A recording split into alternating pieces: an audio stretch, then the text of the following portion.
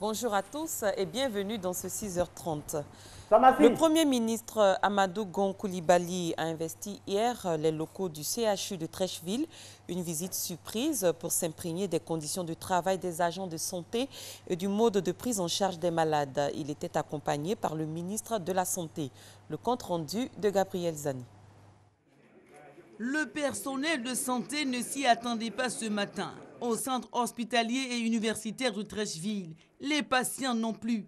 La visite du Premier ministre et de la ministre de la Santé et de l'Hygiène publique, pas de protocole, Amadou Gon Coulibaly, accompagné de Raymond Goudou Kofi, s'est trouvé devant les patients du centre d'imagerie du CHU. Les médecins, les aides-soignants, les filles de salle, les malades, tout le monde est surpris. À l'Institut de cardiologie, l'effet de surprise crée la panique dans certains services. D'autres profitent bien de l'occasion pour exprimer leurs besoins. Le directeur général du CHU, arrivé lui aussi en urgence sur les lieux de la visite, prend le relais des indications. La visite surprise n'est pas anodine. Elle vise à préparer le conseil présidentiel qui s'épanchera sur la question de la santé. Pour offrir aux Ivoiriens une santé de qualité, nous avons décidé aujourd'hui de manière inopinée, avec Madame la ministre de la Santé, de venir sur le terrain. Avant que nous nous réunissions pour imaginer des solutions ou de débattre entre nous, j'ai souhaité que nous venions constater nous-mêmes, de telle sorte que tous les éléments qui nous seront rapportés au cours des réunions puissent correspondre à des choses que nous avons vues, des choses que nous avons entendues. Pas seulement, la visite est aussi un contrôle pour le personnel. Les absents devront répondre de leurs irrégularités au travail. J'ai pu constater que dans un des services où nous sommes passés, le professeur n'était pas là. Donc la ministre de la Santé posera certainement la question de savoir pourquoi est-ce qu'à cet endroit, il n'y avait ni professeur, semble-t-il, ni assistant. Et bon, à partir du point que nous sera fait, naturellement, les décisions devront être prises. La quasi-totalité des services du centre hospitalier de Treichville n'échappe au contrôle. De la clinique de la médecine interne en réhabilitation aux urgences médicales, en passant par le bloc opératoire et la chirurgie pédiatrique, Amadou Gon Coulibaly vérifie, cherche à comprendre le fonctionnement de nos hôpitaux. Pour se faire une meilleure idée, un autre établissement sanitaire a été visité, l'hôpital général de Port-Boué. On met le cap à présent sur la ville aux 18 montagnes pour parler d'enseignement supérieur. L'université de Mans a effectué sa rentrée de classe. Dès 8 h hier matin, les cours ont été dispensés, nous dit F. Bouy. Université de Mans, ce lundi 6 février 2017. Il est 8 h passées de quelques minutes. Des étudiants sont assis dans une salle de cours. Quelques instants après, entre dans la salle une équipe de l'administration conduite par le vice-président de l'université, le professeur Kamagate Bamouri. Quelques conseils d'usage et il passe le relais au professeur Diarasuba Ali pour dispenser son cours d'informatique. Le tout premier cours de l'histoire de l'université de Mans. C'est vraiment un honneur pour nous de débuter les cours à l'université de Mans. Le cours d'informatique, c'est un cours pratique. Mais comme c'est le premier cours, on ne pourra pas vraiment faire de la pratique. Donc déjà, on fait la prise de contact avec les apprenants, les étudiants. Ensuite, on va faire un cours introductif. Puis après, dans les jours à venir, on ira directement dans la pratique. Les étudiants, dubitatifs pour certains, sont heureux que les cours aient effectivement démarré. J'arrive ici ce matin, on me dit ah, les cours ont commencé. Sinon, j'étais arrêtée quelque part là-bas. C'est bien, on a vraiment commencé.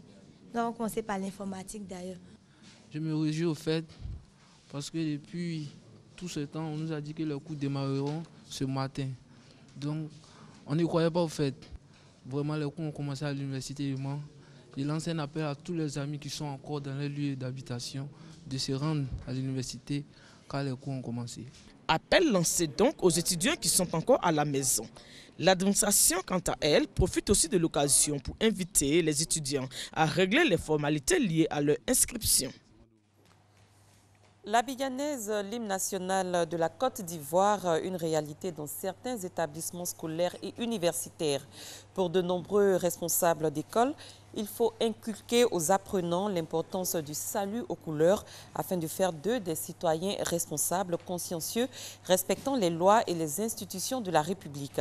Ainsi, tous les lundis, ils sont soumis à la montée du drapeau et les vendredis à la descente du drapeau.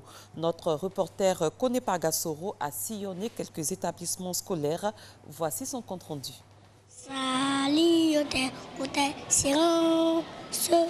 C'est une normalité. On chante en voyant, c'est allez tata l'ité. Eli et Alima, tous deux en classe de CP2, cours préparatoire deuxième année au groupe scolaire banco-japonais d'Abobo. Ils ne pourront pas chanter l'abidjanaise, hymne national de la Côte d'Ivoire, ce lundi matin. Le drapeau de leur école est resté coincé du fait de la forte pluie de la veille. Une situation loin de décourager encadreurs et élèves.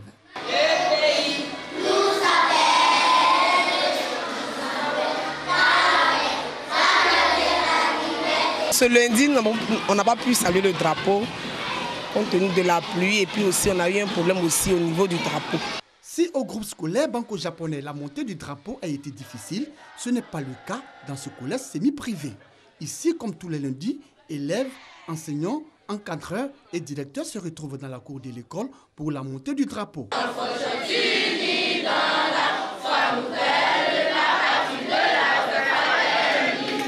Le collège Saint-Pierre-Charles salue le drapeau tous les lundis. Nous montons le drapeau et tous les vendredis, nous descendons le drapeau. Très important parce que les enfants, aujourd'hui élèves, ils sont la relève de demain. Donc il faut leur inculquer certaines vertus pour qu'ils puissent grandir avec ces vertus-là. À tous nos amis élèves, étant en Côte d'Ivoire, qu'ils soient capables de pouvoir connaître l'abidjanaise. Parce qu'à travers l'abidjanaise, l'homme peut être instruit. Après le salut aux couleurs dans cet établissement secondaire, direction l'école normale supérieure située à l'université Félix Houphouët-Boigny de Cocody. Il est un peu plus de 7h45 quand nous arrivons sur les lieux. Le drapeau flottait sur le mât. Ici, la montée du drapeau s'est faite tous les premiers lundis du mois. Il importe que ceux qui vont aller professer dans les contrées éloignées d'Abidjan puissent rapporter avec eux les valeurs citoyennes et les diffuser auprès de leurs enseignés. Salut aux terres d'espérance, pays de l'hospitalité. Pour nous, Ivoiriens, ces paroles, c'est une identité. Le salut aux couleurs, une occasion pour les responsables des différents établissements scolaires de passer des messages aux apprenants. Cette institution qui s'impose à nous chaque premier lundi du mois est un sacerdoce. Il faut rappeler d'abord aux étudiants et aux travailleurs de l'école normale supérieure leur mission au niveau de l'État de Côte d'Ivoire et au niveau de leur personne elle-même. Nous saisissons l'opportunité pour véhiculer le message à tous les enfants, leur donner une orientation de la semaine et faire respecter les instructions ministérielles.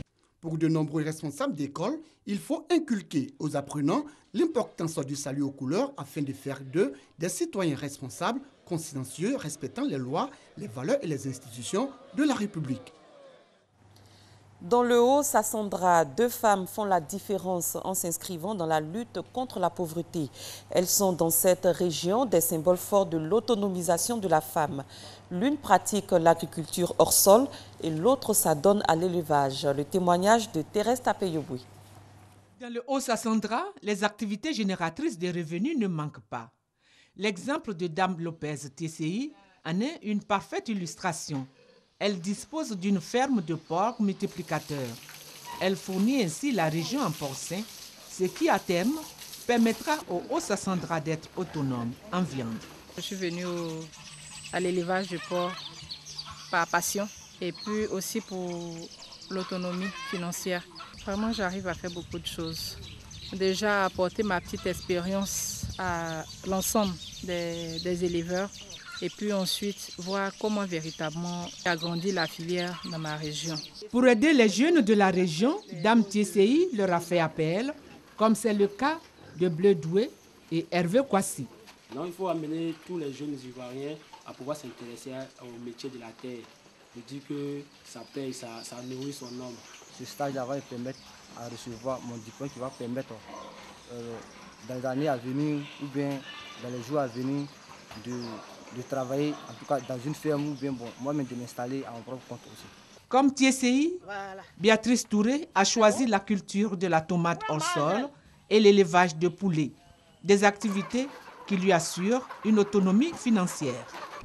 L'agriculture hors sol, c'est une agriculture qui peut nous aider à pouvoir maîtriser tout ce qui est autour de l'agriculture en général. C'est-à-dire quoi? Nous ne cultivons pas dans le sol, nous ne dépendons pas de la pluie. Il suffit d'avoir un point d'eau, un local pour pouvoir maîtriser tout ce qu'il y a comme contour. Je travaille, mais il faut que je puisse faire quelque chose pour renflouer un peu mes gains. Les exemples de Dame TCI et Touré doivent faire école afin que d'autres jeunes puissent bénéficier d'opportunités d'emploi. Une des préoccupations du gouvernement. À l'étranger, le sommet du G5, Mali, Niger, Burkina Faso, Tchad et Mauritanie a pris fin hier soir à Bamako. C'était en présence du président en exercice de l'Union africaine, Alpha Condé.